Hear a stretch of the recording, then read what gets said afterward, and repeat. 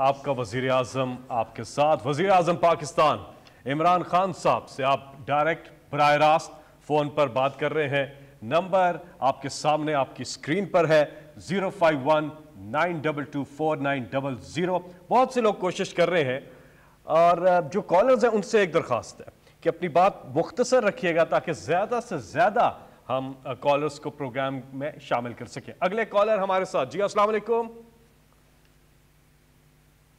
Hello वालेकुम अस्सलाम जी। जी जी, कौन साहब? मेरा नाम मंजूर नकवी है, मैं लाहौर से अर्ज कर रहा हूँ। जी जी जी, फरमाइए जी। जी वजीर आजम साहब को मेरा सलाम पहुँचे पहले तो। जी मंजूर साहब सुन रहा हूँ। वालेकुम सलाम। मैं वजीर आजम साहब, मैं आपके हल्का इंतखाब से हूँ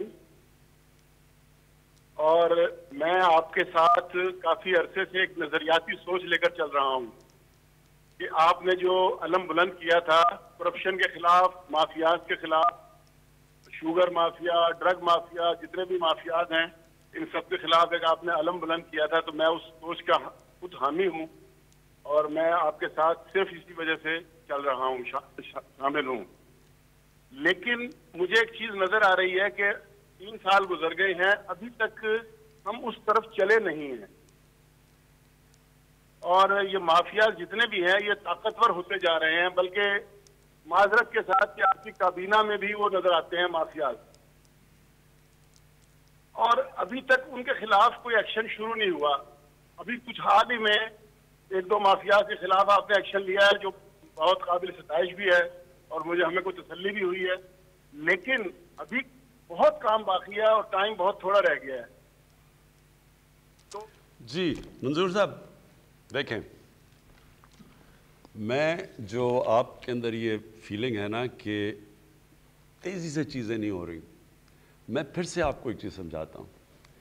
फ्रेंच रेवोल्यूशन हुई, उन्होंने जो भी पुराने थे उनकी गर्दनें उतार दी, एकदम सारा चेंज आ गया।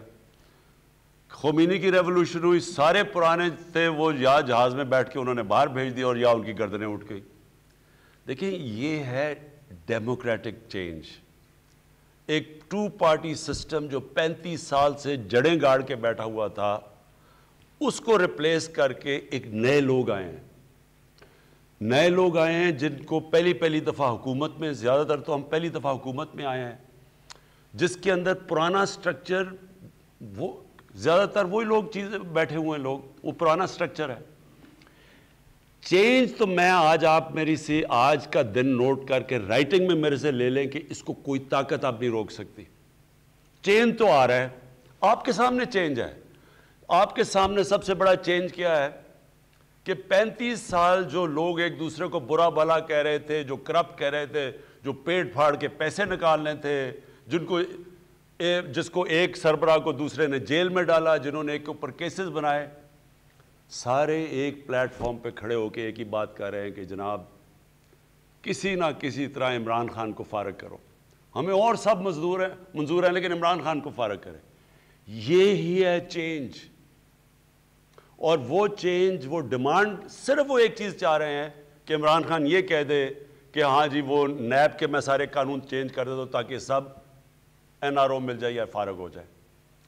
चेंज ये है कि आज एक वो गवर्नमेंट खड़ी है, वो कहती है आप जो मर्जी कर लें, हमने ये जो केसेस ताकतवर, जो आज तक ताकतवर हमेशा अपने लिए प्रिविलेज पोजीशन समझता था, पुलिस वाला आता था तो उसे कहता था पता नहीं मैं कौन हूं, ये वो गवर्नमेंट है जो पहली दफा किसी को नहीं, यानी जो कानून तोड़ेगा उसके पीछे है। आसान नहीं है, ये कभी भी काम आसान नहीं था। ताकतवर के ऊपर जब हाथ डालते हैं, आसान काम नहीं है। उनके पास जो वकील है उनको 5-5 करोड़ रुपए दे रहे हैं। हमारा है नैब का वकील या जो भी गवर्नमेंट का, वो चंद लाख रुपए ले रहा है। आसान नहीं है ये काम। अगर ये आसान होता तो ये सारी डेवलपिंग वर्ल्ड में ये प्रॉब्लम है जो आज पाकिस्तान में है। ये जो मैंने आपको शुरू में कहा था, 1000 अरब डॉलर गरीब मुल्कों से अमीर मुल्कों में ना जाता, क्योंकि उनके पास इंफ्रास्ट्रक्चर नहीं है, उनके पास वो लीगल सिस्टम नहीं है रोकने के लिए इस पैसे को बाहर जाने के लिए। अमीर मुल्कों से क्यों नहीं जा सकता? क्यों अमीर मुल्क हैं? क्यों? کیونکہ ان کے پاس سسٹم بنے ہوئے ہیں. وہ طاقتور وہاں کوئی وہ حرکت نہیں کر کے بچ سکتا جو غریب ملکوں میں کرتا ہے. تو یہ ایک جہاد ہے, اپنے ذہن میں ڈالیں, یہ جہاد ہم لڑ رہے ہیں. میں صبح اٹھتا ہوں, میں یہ نہیں سمجھتا کہ میں کوئی آفس جا رہا ہوں, میں جہاد لڑنے جا رہا ہوتا ہوں. میں اپنے ذہن میں یہ کہتا ہوں کہ یہ میں اللہ کے لیے کر رہا ہوں. کیونکہ جب آپ اپنے کمزور طبقے کی حفاظت کرتے ہیں, یہ اللہ کو خوش ہوتا ہے اس سے. میں تو اس کو یہ سمجھتا ہوں. اور آپ کے سامنے یہ جو چینی کا یہ جو سارا ہوا, یہ آپ کے سامنے آیا. آپ کو پتہ ہے انہوں نے جو سرکولیشن میں ابھی ہم نے پکڑا ہے, صرف پنجاب کے سٹہ بازوں نے صرف چند ہفتوں کے اندر یہ جو سٹہ بازی کی ہے, چینی پڑی ہوئی ہے اور وہ مہنگی ہوتی جا رہی ہے. آپ کو پتہ ہے ان کے کتنا پیسہ سرکولیٹ کیا ہے؟ 600 ارب روپیہ. 600 ارب روپیہ صرف چینی میں ان کے بینک اکاؤنٹس میں سے پیسہ گیا جو ابھی ہم نے پکڑا ہے. 600 ارب روپیہ. آپ سوچ لیں کہ کس طرح کا پیسہ بن رہا ہے اور کس کا خون چوس کے بن رہا ہے, عوام کی. تو صرف میں آپ کو کہنا چاہتا ہوں صبر کریں, ہونا ہے, رکنا نہیں ہے. یہ جہاد ہے اور اس میں میں ساری قوم کو چاہتا ہوں کہ ساتھ میرے کھڑے ہوں, کیونکہ میں تو آپ کے لیے لڑ رہا ہوں. نہیں تو یہ میرے ساتھ سامنے سارے مل کے ٹولہ جو کھڑا ہوا ہے, جو ہوتا ہے وہ ساتھ کھڑا ہو کے تو جناب کسی طرح گورنمنٹ چلی جائے اور پھر شور مچا ہوا ہے. کوئی یہ بات نہیں کر رہا کہ گورنمنٹ نے آج تک اچھائیاں کیا کی. میں ابھی اس کے بعد میں یہ ضرور کہنا چاہتا ہوں کہ تھوڑی دیر میں آپ کو بتاؤں گا کہ ہمیں کون سا پاکستان ملا اور آج وہ پاکستان کدھر کھڑا ہے. مجھے یہ نہیں نظر آتا, کوئی اس کی بات نہیں کرتا کہ کس طرح ہم نے اس ملک کو سٹیبلائز کیا, کس طرح آج ملک معاشی طور پہ آگے جا رہا ہے. کبھی سنا ہے پاکستان کا روپیہ اوپر جانا شروع ہو جائے؟ نیچے تو گرتا ہم نے دیکھا ہے. 12 روپے کا ہوتا تھا ڈالر, آج جو ادھر آیا تو گرتا ہی گیا نا. یہ پہلی دفعہ ہے کہ پاکستان کا روپیہ مضبوط ہونا شروع ہو گیا. کچھ تو ٹھیک کر رہے ہیں نا ہم. کرونا کے دور میں ساری دنیا کا حال دیکھیں اور پاکستان کے سارے جتنے بھی اکانومی کے انڈیکس ہیں وہ پازیٹیو جا رہے ہیں. میں اس لیے چاہ رہا ہوں کہ ذرا حماد آپ کو میں نے دعوت دی ہے, صرف یہ بتا دیں کہ پاکستان تھا کیا 2018 میں اور آج ہم کدھر کھڑے ہیں معاشی طور پہ. جب 2018 میں ہم نے حکومت سنبھالی تو ملک کے معاشی انڈیکیٹرز اس صورتحال میں تھے کہ ہم میڈیا میں جا کے لوگوں کو بتا نہیں سکتے تھے, کیونکہ اگر ہم لوگوں کو کھل کے بتا دیتے تو کرنسی مارکیٹس میں, اسٹاک مارکیٹس میں ایک افراتفری کا عالم ہو جانا تھا. صورتحال یہ تھی کہ ملک آپ کا ڈیفالٹ کے قریب کھڑا تھا, فارن ایکسچینج ریزروز ہمارے تقریباً ختم ہو گئے تھے, اور جو 7-8 ارب ڈالر نظر بھی آ رہے تھے اسٹیٹ بینک میں وہ بھی چھوٹے مدت کے قرضوں کے اوپر مبنی تھے جو 2-3 مہینوں میں واپس کرنے ہوتے ہیں اور رول اوور کرنا ہوتا ہے. اس صورتحال میں ہمیں سخت فیصلے کرنے پڑے. کرنسی کو ہمیں ڈی ویلیو کرنا پڑا, کیونکہ اگر ہم نہ کرتے تو ہمارے پاس $500 ملین نہیں تھے ماہانہ کہ ہم اس میں ڈالتے اور ہم نے ڈیفالٹ کر جانا تھا. پھر ہمیں کچھ انٹرسٹ ریٹ بھی بڑھانا پڑا, لیکن اس کا پھر ہمیں ان سخت فیصلوں کا 1 سال بعد نتیجہ نظر آنا شروع ہو گیا. ہمارا کرنٹ اکاؤنٹ کا خسارہ جو تاریخ کا سب سے بڑا تھا جو ہمیں ملا تھا وہ سرپلس میں چلا گیا. 17 سال کے بعد وہ سرپلس کے اندر گیا. اس کے بعد عالمی ادارے جنہوں نے آپ کے وزیر اعظم بننے سے پہلے معیشت کو ڈاؤن گریڈ کیا تھا پاکستان کی, انہوں نے آپ کے 1 سال کے حکومت سنبھالنے کے بعد ہی پاکستان کی معیشت کو اپ گریڈ کرنا شروع کر دیا, اور صرف 1-2 نے نہیں 3-4 عالمی اداروں نے. اس کے بعد جب ہم یہ ابھی سفر طے کر رہے تھے مستحکم ہونے کا, ہمارے فارن ایکسچینج ریزروز میں بڑھاوا آنا شروع ہو گیا, تو کووڈ کی وبا آ گئی اور ہمارے ارد گرد ہندوستان میں اور دوسرے ممالک میں, یہاں تک کہ برطانیہ میں جو معیشت سی وہ 5 سے 10% تک سکڑ گئی. لیکن کیونکہ آپ نے بر وقت یہ فیصلہ کیا کہ ہم نے صرف جانوں کو نہیں بچانا بلکہ روزگار کو بھی بچانا ہے, تو ہم نے ایک حکمت عملی سے ہم چلے. ہم نے مغربی پالیسیز کو اندھا دھند فالو نہیں کیا, تو ہمیں صرف 0.4% کنٹریکشن یعنی سکڑاؤ نظر آیا, اور وہ بھی ہم نے بڑی جلدی کور کر لیا. جب کووڈ کی وبا آئی تو جو بر وقت ہم نے پیکیجز دیے, 30 لاکھ کاروباروں کے ہم نے بجلی کے بل معاف کیے, تقریباً 1.70 کروڑ گھرانوں کو ہم نے فوری طور پہ احساس کے ذریعے امداد دی, اپنے کاروباروں کو ہم نے سستی مدت کے اوپر قرضے دیے, پے رول فائنینسنگ کی, اور بے شمار ہم نے پیکیجز کا اناؤنس کیا. تو اس کے نتیجے میں جو انیشل فور کاسٹ تھا کہ اس سال ہماری معیشت جتنی گرو کرے گی, اب اسٹیٹ بینک کا خیال ہے کہ اس سے دگنی رفتار پہ کرے گی. اور نہ صرف یہ, اس کووڈ کی وبا کے باوجود آج پاکستان میں لارج سکیل مینوفیکچرنگ یعنی کہ جو بڑی سطح کی صنعت ہے جس کو ہم میجر کرتے ہیں وہ تقریباً 8% پہ گرو کر رہی ہے. آٹو موبائل کی کمپنیاں اشتہار دے رہی ہیں کہ ہمیں تاریخ میں اتنی زیادہ سیل کبھی نہیں ہوئی. سیمنٹ کی ہماری ریکارڈ سیل ہو رہی ہے. یوریا ہمارے کسانوں نے اس مرتبہ 10 سال کے بعد ریکارڈ خریدا ہے. ہمارے کسانوں نے ٹریکٹرز کی ریکارڈ سیل کی ہے, ریکارڈ خریداری کی ہے. اس کے علاوہ آپ تمام دیکھ لیں, ہمارا جو ٹیکسٹائل, نون لیگ کے دور میں 100 سے زیادہ ٹیکسٹائل ملیں بند ہو گئیں, وہ ہم نے ریوائیو کی. ہزاروں پاور لومز فیصل آباد میں بند ہو گئیں, وہ تمام ہم نے ریوائیو کی. تو آج بالکل چیلنجز آج بھی موجود ہیں, لیکن 2018 کا وہ پاکستان جو ڈیفالٹ کے قریب کھڑا تھا اور آج کووڈ کی وبا کے بعد کا یہ پاکستان جہاں پہ ایک ترقی کا سفر طے ہو رہا ہے اور فور کاسٹ سے بھی زیادہ طے ہو رہا ہے, اس میں زمین آسمان کا فرق ہے. جی شکریہ. صرف لوگوں کو, اپنی عوام کو بتانا چاہتا ہوں کہ دیکھیں یہ بڑا مشکل 2 سال گزرے ہیں. میری زندگی کے سب سے مشکل چیلنجنگ 2 سال تھے. وہ 2 سال کیوں مشکل تھے؟ اس لیے کہ اگر یہ ابھی حماد نے بات کی, ڈیفالٹ کر جاتا پاکستان, جو ہمارا پہلا سال تھا وہ اتنا خوفناک تھا کہ اگر ڈیفالٹ کر جاتا. ڈیفالٹ کا مطلب کیا ہے؟ جیسی ڈیفالٹ کا مطلب کہ جو ہم نے پرانے لیے ہوئے قرضوں کے اوپر اگر ہم وہ قسطیں نہ واپس کر سکتے, سود نہ واپس کر سکتے, تو انٹرنیشنل کمیونٹی نے پاکستان کے اوپر ڈیفالٹ جب کر دینا تھا تو اس کا سیدھا امپیکٹ روپے پہ جانا تھا. اور روپیہ جو اللہ کا کرم ہے کہ آج اوپر جا رہا ہے, اس روپے نے کدھر پہنچنا تھا. ہمارے تو کئی دانشور شروع ہو گئے تھے کہنے کہ 200 روپے پہ پہنچ جائے گا, 250 روپے پہ. اگر ڈیفالٹ کر جاتا تو 250 روپے پہ بھی کیوں رکتا؟ ہمارے پاس تو فورن ایکسچینج ہی نہیں تھا. تو جب روپیہ تب گرتا ڈیفالٹ کر کے, تو یہ سمجھ آئیں کہ جو آج مہنگائی ہے یہ آپ اس کو مہنگائی نہ سمجھیں. وہ آج اگر وینزویلا میں دیکھیں, آج بیروت کے لیبنان میں دیکھیں جدھر ان کی کرنسی گر گئی ہے, وہاں مہنگائی کا حال دیکھیں. ٹوکریوں میں روپے لے کے جاتے ہیں اور پھر بھی مشکل سے ڈبل روٹی نہیں ملتی. وہ حالات ہیں. تو ہم تو اس حالات سے بچے ہیں, اور آج سارے اکنامک انڈیکیٹرز سب پازیٹیو کی طرف جا رہے ہیں. اللہ کا خاص کرم ہے کہ اتنی, ایک تو اپوزیشن نے افراتفری پھیلائی رکھی, بدقسمتی سے میڈیا میں کئی لوگوں نے ہر بری خبر ہیڈ لائن رکھ رہی ہے, تباہ ہو گئے. ایک ملک میں 70 سال سے آہستہ آہستہ چیزیں نیچے جا رہی ہیں. پچھلے 35 سال میں سارے ادارے تباہ ہو چکے ہیں. وہ تو آپ کوئی بھی دکھا دیں کہ جی دیکھیں یہ کسی ہسپتال میں چلے جائیں, جی دیکھیں یہ ٹھیک نہیں ہے, آپ تو کسی چیز کو بھی سامنے لا سکتے تھے.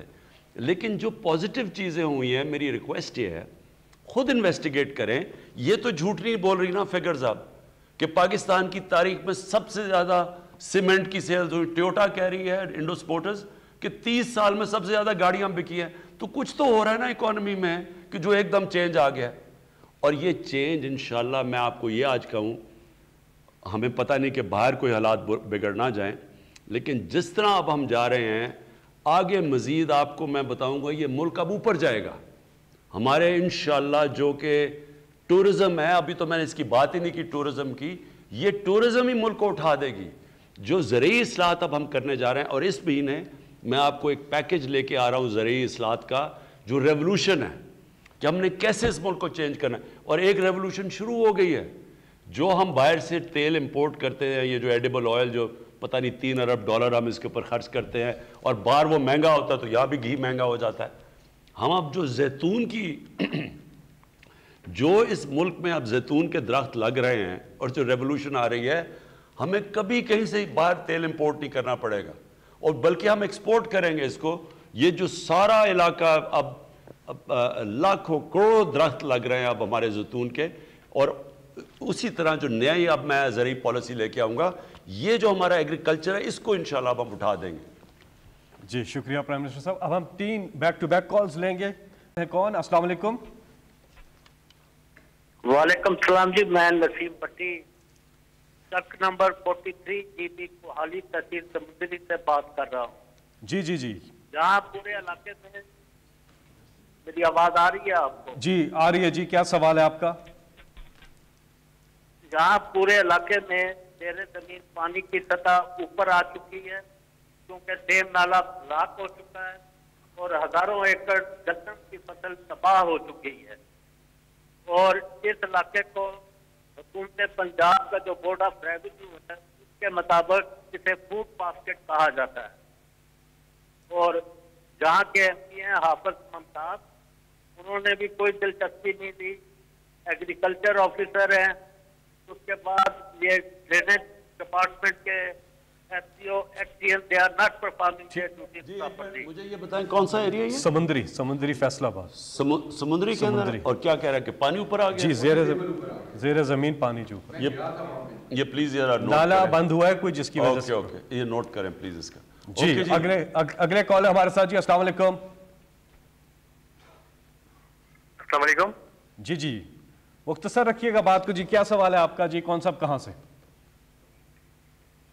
इमरान अब्बासी एडवोकेट बात कर रहा हूँ। मेरा तहल्लुक डिस्ट्रिक्ट अब्ताबाद के गांव दना से तहसील लोरा है। जी, मेरा खान साहब से सबसे पहले तो इनको मुबारकबाद देता हूँ। इनको खतून अव्वल को ये कोरोना से इन्होंने रिकवरी हुई है, इतनी मुज़ी बीमारी से इनकी रिकवरी हुई है, अल्लाह ताला का लाख लाख शुक्र है। उसके बाद मेरा सवाल है एक खान साहब से, ये मेरा सवाल भी है और लाखों लोगों की एक मर्सी पिटीशन भी है खान साहब आपसे, कि गोहरा गली ता लोरा अब्ताबाद एक रोड जाता है जो कि पंजाब को और केपी को लिंक करता है। इस रोड पे क्रशिंग स्टोन माफिया और क्रशिंग जो प्लांट्स हैं ये लगे हुए हैं और ये इतने पावरफुल हैं, ये मकामी रहनुमा है, हुकूमती रहनुमा है, एक मरी से उनके ही हैं, कि इन प्लांट के अगेंस्ट सुप्रीम कोर्ट सोमोटो ले चुकी है। कैपिटल न्यूज जो ये अमित मीर साहब का प्रोग्राम था वहां पे भी इसको अब एक पूरा प्रोग्राम किया जा चुका है। मीडिया जैसे स्ट्रॉन्ग भी लोग भी इस पे आ चुके हैं, लेकिन आज दिन तक ये वहां पे क्रशिंग स्टोन को खत्म नहीं किया जा सका। क्रशिंग स्टोन जो मशीन है और ये वहां पे आज दिन तक रोड की तबाही हो रही है वहां पे। और यकीन करें कि कई दहाइयों से ये वो इलाका है जो कि वो जो सड़क नथिया गली पे जाती है वहां से अब्ताबाद से, उसकी बात कर रहे हैं?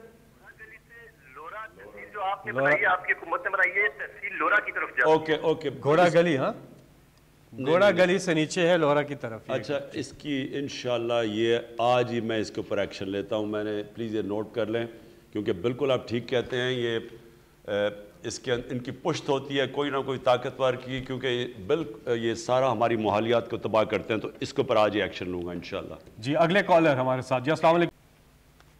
जी, अस्सलाम वालेकुम जी। मैं गुजरात शहर से शहजादी अमरीन बात कर रही हूँ। मुझे वज़ीर आज़म से बात करनी है।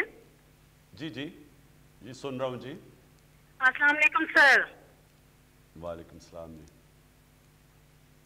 सर, आज मुझे बेहद खुशी हो रही है कि मैं अपने ऑनरेबल प्राइम मिनिस्टर से डायरेक्ट बात कर रही हूँ और अपनी फीलिंग बता रही हूँ। अल्लाह ताला आपको अपने हिफ्ज़-ओ अमान में रखे, आमीन। जी खान साहब, मैं और मेरी फैमिली ने आपको इसलिए वोट दिया था कि आप एक सच्चे पाकिस्तानी और होनेस्ट इंसान हैं। हमें आप पर मुकम्मल एतमाद था कि आप कभी भी पाकिस्तान के खिलाफ कोई फैसला नहीं करेंगे, बल्कि हमेशा पाकिस्तान के हक में ही फैसले करेंगे। लेकिन हालिया दिनों में जब हमें ये खबर सुनने में आई कि आपने स्टेट बैंक को IMF के हवाले कर दिया है, तो यकीन जाने ये सुनकर हमें बड़ी तशवीश और मायूसी भी हुई। जी, मैं इसका जवाब देता हूँ। देखिए, पहले मैं अपनी कौम को समझाना चाहता हूँ कि ये IMF ये कौन सा जानवर है। ये समझ तो जाएं कि ये IMF है क्या चीज़, होता क्या है। हमाद ने आपको शुरू में हमाद अज़हर ने आपको बताया कि जो पाकिस्तान हमें मिला था उसमें सबसे बड़े दो खसारे थे। एक होता है फिस्कल डेफिसिट, मतलब ये कि आपकी आमदनी और ख़र्चे में खसारा, और एक होता है करंट अकाउंट डेफिसिट, मतलब ये कि जो डॉलर मुल्क में आ रहे हैं और जो बाहर जा रहे हैं उसमें तारीखी खसारा था। 20 अरब डॉलर का खसारा था। तो जब ये नून लीग आई थी तो 2.5 अरब डॉलर का खसारा था। जब हमें पाकिस्तान मिला तो 20 अरब डॉलर का खसारा था। और हमने अब अपनी किस्तें देनी थी। किस्तें ना देते, जो कर्जे लिए हुए थे तो डिफ़ॉल्ट कर जाना था, डिफ़ॉल्ट करना था, मुल्क ने बैठ जाना था, महंगाई आ जानी थी, वगैरह वगैरह। अब इसमें हमारे पास क्या रास्ता था कि हम किसी तरह कर्जा लें, कि जब तक हमारा मुल्क ठीक नहीं होता तो हम कर्जा लें, या जब तक आमदनी नहीं बढ़ती تاکہ ہم ڈیفالٹ نہ کریں. اب وہ جو سب سے کم سود پہ قرضہ ملتا ہے وہ دیتی ہے آئی ایم ایف. باقی سارے کمرشل لونز ہوتے ہیں وہ مہنگے ہوتے ہیں, اور جب آئی ایم ایف قرضہ دے دیتا ہے تو اس کے بعد جو باقی بھی ورلڈ بینک ہوا, ایشین ڈیولپمنٹ بینک ہوا, یعنی وہ بھی پھر آپ کو قرضے دے دیتے ہیں. لیکن وہ تب دیتے ہیں جب آئی ایم ایف آپ کے اوپر ایک چھاپ لگا دیتا ہے کہ ہاں ہم نے قرضے دیے. جب آئی ایم ایف قرضے آپ کو دیتا ہے تو وہ یہ پھر کہتا ہے کہ اچھا, کیونکہ وہ تو قرض دار ہے نا, وہ قرض دینے والا ہے, تو وہ پھر آپ کو کہتا ہے کہ دیکھیں میں آپ کو قرضہ تو دے رہا ہوں لیکن آپ نے یہ چیزیں کرنی پڑیں گی تاکہ مجھے اپنا پیسہ واپس مل جائے. آپ کو اگر گھر پہ قرضہ چڑھا ہو, اب آپ نے جانا ہے لوگوں سے پیسے مانگنے کے لیے کہ جی اچھا میں دکان قرضے سے لیتا ہوں, وہ دکان کی آمدنی سے آپ کے قرضے واپس کروں گا, میں اپنے خرچے کم کر دوں گا. تو جو بھی آپ کو قرضہ دے گا وہ سب سے پہلے تو یہ پوچھے گا مجھے پیسہ واپس کیسے آئے گا. اسی طرح آئی ایم ایف آپ کو کہتا ہے کہ میرا پیسے واپس لانے کے لیے آپ کو یہ چیزیں کرنی پڑیں گی, نہیں تو میں پیسے نہیں دوں گا. اب ہمارے پاس یا تو ہم آئی ایم ایف کے پاس نہ جائیں, کمرشل بینک سے پاس جائیں, وہ جو جس سود پہ وہ قرضے دیں گے وہ ہم برداشت ہی نہیں کر سکتے کیونکہ سب سے کم سود آئی ایم ایف لیتا ہے. تو لہٰذا جب آپ وہاں جاتے ہیں, مصیبت تو یہ ہے کہ ہمیں تو وہاں جانا چاہیے ہی نہیں تھا. ہم پہلے کیوں اپنے ملک کو اس طرح کرتے ہیں کہ اتنے بڑا خسارہ چھوڑ کے چلے جاتے ہیں. خود بار بار لنڈن میں بڑے بڑے محلات, بڑے بادشاہوں کی طرح رہ رہے ہیں, بڑی بڑی گاڑیاں چلا رہے ہیں, یہاں کا پیسہ چوری کر کے وہاں لے گئے ہیں اور ملک کو مقروض کر کے چھوڑ گئے ہیں, اور ہمارے اوپر سارا بوجھ گر گیا کہ جی اب کیا کریں ملک. جب ہم آئی ایم ایف کے پاس گئے انہوں نے کنڈیشنز لگا دی. اب اللہ کا کرم یہ ہے کہ آج آپ ذرا سمجھ جائیں کہ آج ہم کھڑے کدھر ہیں. ابھی ہمارے ایک تو اس نے یہ آپ کو بتا دیا نا کہ ہماری ساری چیزیں پازیٹیو ہیں. جو کرنٹ اکاؤنٹ جو ہمیں ملا تھا سب سے بڑا خسارہ, آج پاکستان 7 مہینے سے ہمارا جو کرنٹ اکاؤنٹ ہے وہ سرپلس پہ چلا گیا ہے. 20 ارب ڈالر کے خسارے سے پچھلے 7 مہینے میں. یہ بہت بڑی ہماری اچیومنٹ ہے جو کوئی اس کے اوپر بات ہی نہیں کرتا کہ آج ہم سرپلس پہ ہیں. ہمارے ملک میں زیادہ ڈالر آ رہے ہیں, کم باہر جا رہے ہیں, جس کی وجہ سے روپیہ مضبوط ہو رہا ہے, جس کی وجہ سے اتنی دیر کے بعد روپیہ طاقت پکڑ رہا ہے. اگر خسارہ ہوتا روپیہ نے نیچے گرنا تھا. تو مسئلہ اب کیا ہے؟ مسئلہ یہ ہے کہ آئی ایم ایف کے ہم پروگرام میں وہ اب کہہ رہے ہیں کہ آپ کو یہ کنڈیشنز کرنی چاہیے. اسٹیٹ بینک ان میں سے ایک ہے. اسٹیٹ بینک میں جو ابھی آپ اتنا جو شور مچ گیا ہے, یہ صرف ایک سرسری چیز سامنے آئی ہے. اس کے اوپر ابھی پارلیمنٹ میں جا کے ڈیبیٹ ہونی ہے پوری, اور پارلیمنٹ میں ڈیبیٹ یہ ہوگی, سارے اپنے سامنے رکھیں گے. ظاہر ہے ہم کوئی ایسی چیز تو نہیں کرنے لگے, میری تو کوئی باہر پراپرٹیز نہیں ہے, میرے تو باہر بینک اکاؤنٹس نہیں ہے, میرا تو جینا مرنا یہاں ہے. وہ کوئی آپ سمجھتے ہیں کہ میں ایسی چیز کروں گا جدھر پاکستان کے انٹرسٹ کو میں کمپرومائز کروں گا؟ ہاں, اگر میری اربوں ڈالر کی باہر پراپرٹیز ہوتی اور محلات ہوتے تو میں بھی سوچتا پاکستان ڈوبے گا میں باہر چلا جاؤں گا. جس طرح کہ کبھی ہوا ہی نہیں ہے کہ ایک ملک کا 3 دفعہ پرائم منسٹر, اس کے بچے بھی باہر بیٹھے ہیں, اس کے پراپرٹیز بھی ہیں, مہنگے مہنگے گھر بھی باہر ہیں, بڑی بڑی گاڑیاں بھی باہر ہیں, اور ہے یہاں کا جی میں پاکستان کا پرائم. یہ دنیا میں کہیں نہیں ہوتا. جب آپ کا جینا مرنا آپ کے ملک میں ہوتا ہے, آپ کبھی اپنے ملک کے لیے وہ فیصلے نہیں کریں گے جو اس ملک کو نقصان پہنچیں گے. تو آپ بے فکر ہو جائیں. ہم آئی ایم ایف سے بات چیت کریں گے, کر رہے ہیں, مسلسل کہتے رہتے ہیں.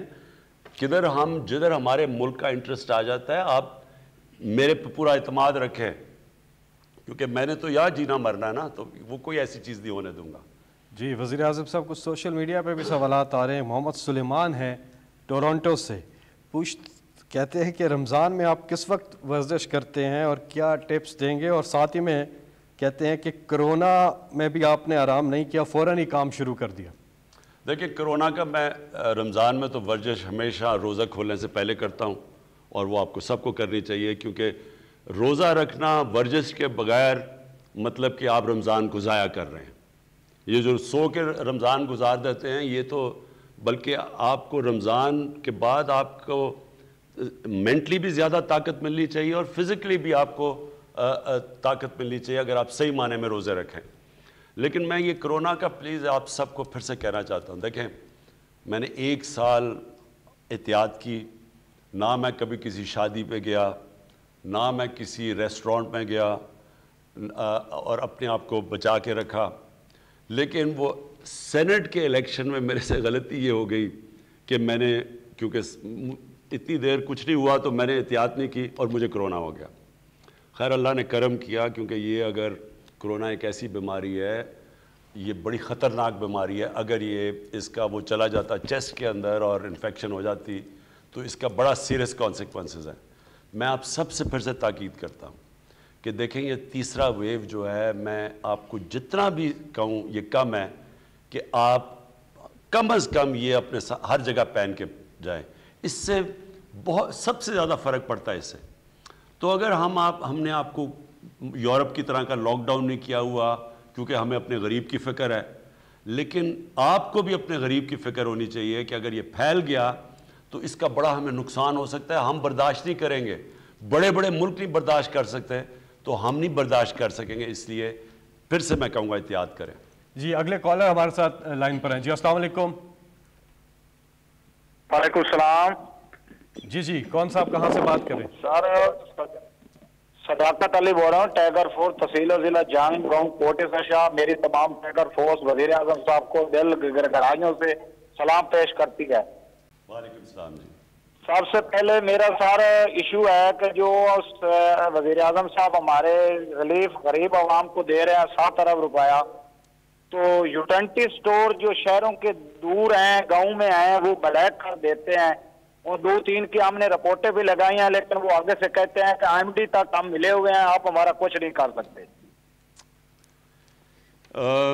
پورے پاکستان سے اس کا بڑے کالز آ رہی ہیں، بتا رہے ہیں یوٹیلیٹی سٹورز. جی میں یہاں حماد بیٹھے ہوئے ہیں، انڈسٹریز کے منسٹرز اور ان کا ڈیول چارج فائنانس کا بھی ہے، تو میں اس کے اوپر پورا ان کے اوپر زور لگاؤں گا کہ رمضان میں ہم نے یوٹیلیٹی سٹورز کے اوپر پورا سامان پہنچانا ہے، ہم نے ان کے اوپر نظر رکھنی ہے. مجھے صرف افسوس یہ ہے کہ ہم نے کوشش پہلے کی تھی کہ یہ سارا آٹومیشن کے اوپر آ جائے، یعنی کہ سارا جو یوٹیلیٹی سٹورز ہیں یہ آٹومیشن پہ آئیں. مجھے افسوس سے کہنا پڑتا ہے کہ ان کے اپنے لوگوں نے بیٹھ کے یہ ہونے نہیں دیا.